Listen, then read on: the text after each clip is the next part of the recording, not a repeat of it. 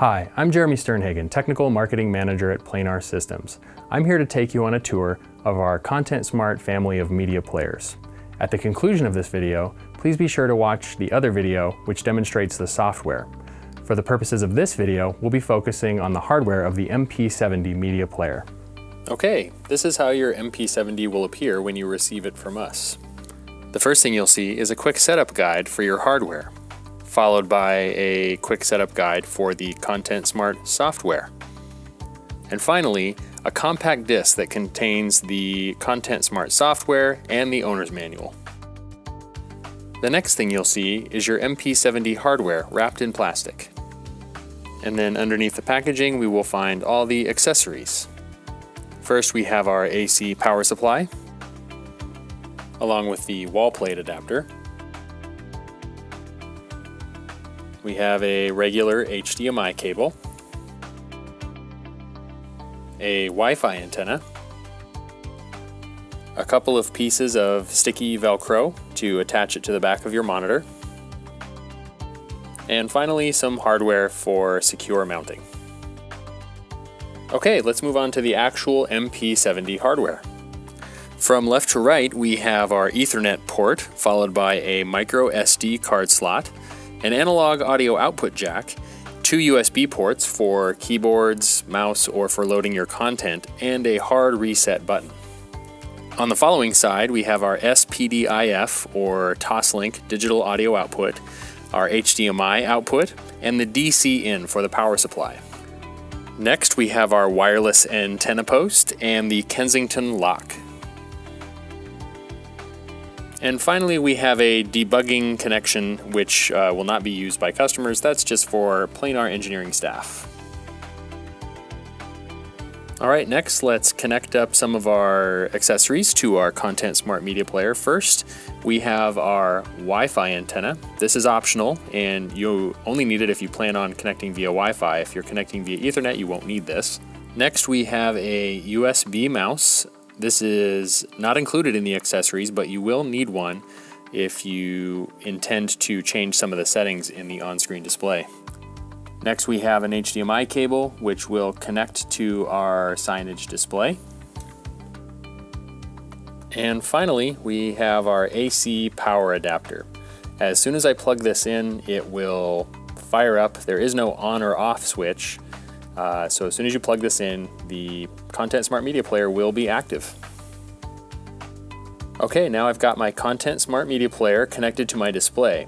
As soon as I plug in the media player, you will see the bouncing ball appear on your signage display, which indicates that the MP70 is booting up.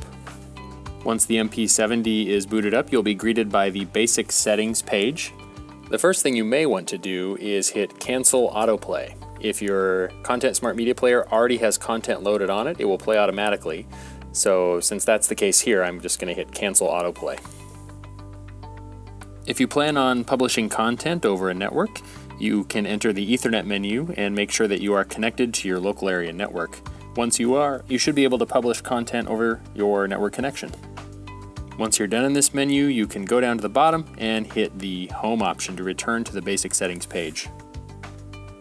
If you're not connecting over a wired network, you can connect over Wi-Fi.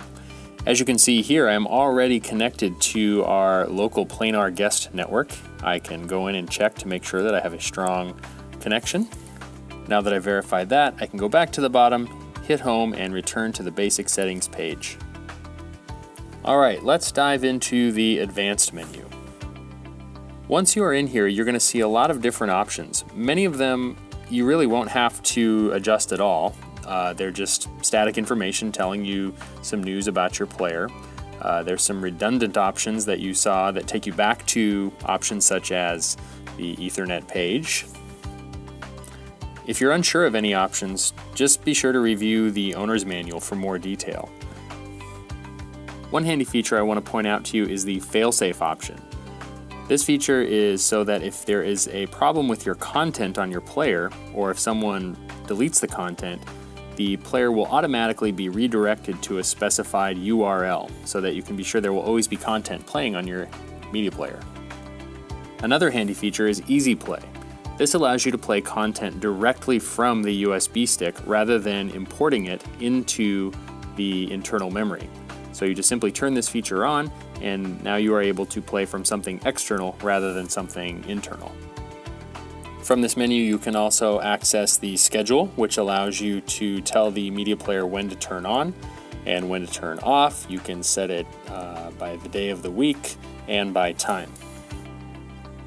Under the Access menu, we can change the name of our player. If we have multiple players in a single location, this can be very handy for identifying which player you want to publish content to. We can also set a password, which would prevent anyone from making changes to the media player. Under the System option, you will find Firmware Update and also Expansion Storage. This allows you to replace the player's internal storage with the storage offered by a micro SD card. When you use this feature, you will be disabling the internal storage and fully replacing it with the external storage. As you can see, there are many other options in this menu. However, for instructions on how to use them, I recommend that you refer to the owner's manual. That concludes this video on the hardware operation. Now I recommend that you watch the other video in this series for the Planar ContentSmart software.